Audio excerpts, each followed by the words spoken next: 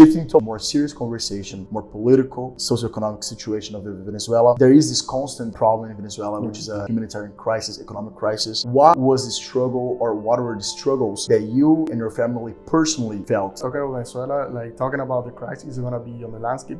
It's always gonna be on the conversation because it's such a huge thing. Like Venezuela has been recognized for in the last couple of years. Personally, I lived through the crisis. I was born in '97. Venezuela's always had the problems, but not as much as when this socialist communist government got into power that it was in '99 with Chavez. And so practically all my life I've been living under the regime of their government. When like you're little, you don't see as much because you don't know as much of what's happening. So at first I started seeing things for myself and experiencing like the problems through, I think, 2011, 2012, 2013, when the death of Chavez and then Maduro, all the governments being seized, the electrical problems, I think you're aware of, the blackouts, the uncertainty. I think the most impactful thing is not knowing what's going to happen the next day. You never know, and you know something bad is going to happen because like it's under their government. In the beginning, before you you migrated to the United States to have a better life, what was at the time the problem that you guys faced? For me, the distance from family and knowing that Venezuela is not a safe place that it is here. Maybe that is one of the huge things. Mainly uncertainty, the safety of the ones I love, the ones I care about, and I think the motivation of doing something here, to build something here and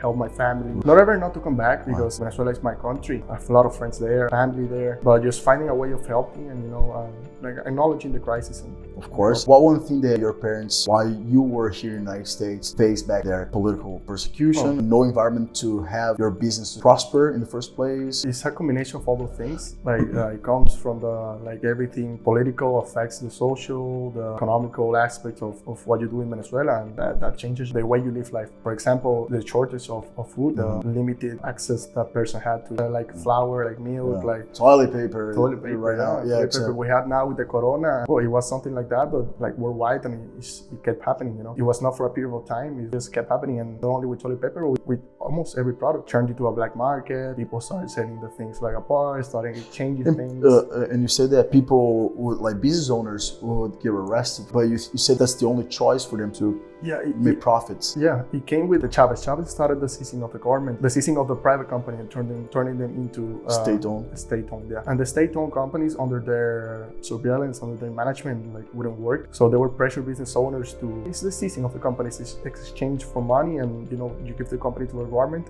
And if you don't give them, you don't give the company to them, they will find a way to. They will push the owner of the company entirely for violations of codes. So they will wipe you out from the market. Out of the equation. Not only affects national investment, but international investments. A lot of companies started saying, like from the US, banks started saying like, hey, it's not profitable to invest in Venezuela, so we're gonna take our business out of it. And now there's no competition in the market, and the companies that remain are publicly owned by the government, or the economy crashes.